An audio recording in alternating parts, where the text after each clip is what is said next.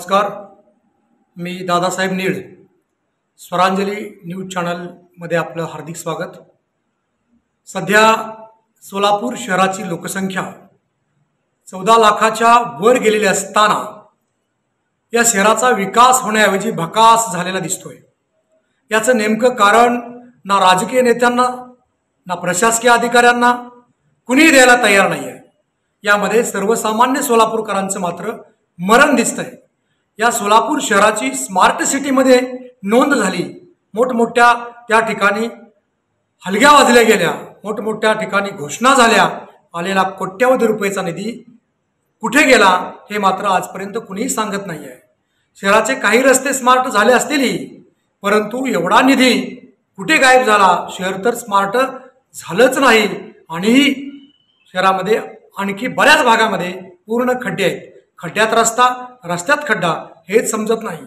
एवढ्या मोठ्या शहरामध्ये विकास या भाजपच्या सरकार करेल अशी आशा होती, म्हणून काँग्रेसचं सरकार या ठिकाणी महापालिकेचं काढून त्या ठिकाणी भाजपची सत्ता आली.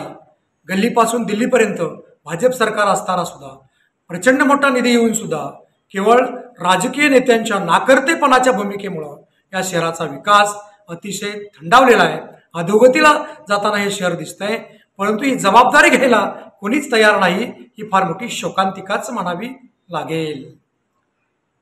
एक जाणकर सोलापूर, या सोलापूर शहरातला सोलापूरकर खऱ्या अर्थानं आता जागा झाला पाहिजे आणि त्यानंच जाब विचारला पाहिजे या राजकीय नेत्यांना, या प्रशासकीय अधिकाऱ्यांना.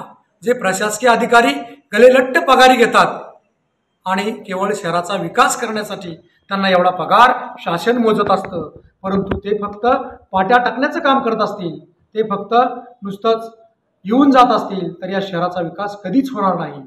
तर इच्छाशक्ती तीव्र पाहिजे.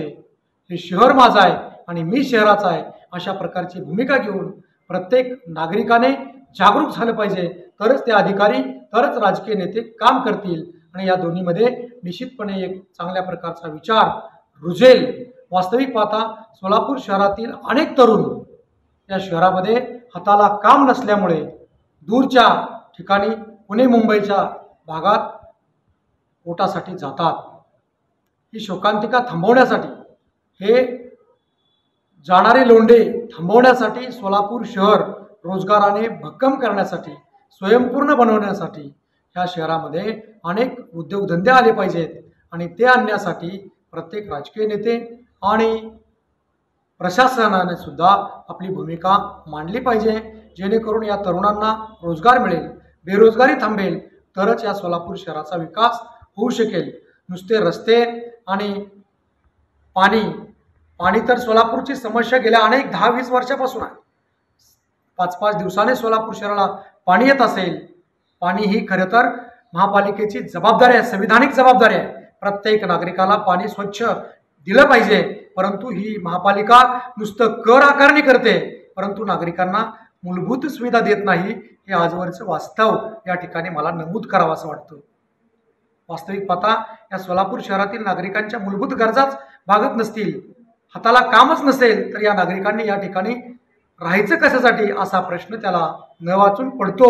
आणि म्हणूनच या शहराला सोडून अनेक नागरिक, अनेक तरुण पुणे, मुंबई, हैदराबाद या मोठ्या शहरात ठिकाणी जाऊन राहतात. हे वास्तव आहे आणि हे थांबण्यासाठी प्रत्येक राजकीय नेत्याने आणि अधिकाऱ्यांनी सुद्धा प्रयत्न करणं काळाची गरज आहे. आपण भेटूया पुढच्या भागामध्ये. नमस्कार. कॅमेरामन श्रीनिवास बोगासह दादासाहेब नीळ, स्वरांजली न्यूज.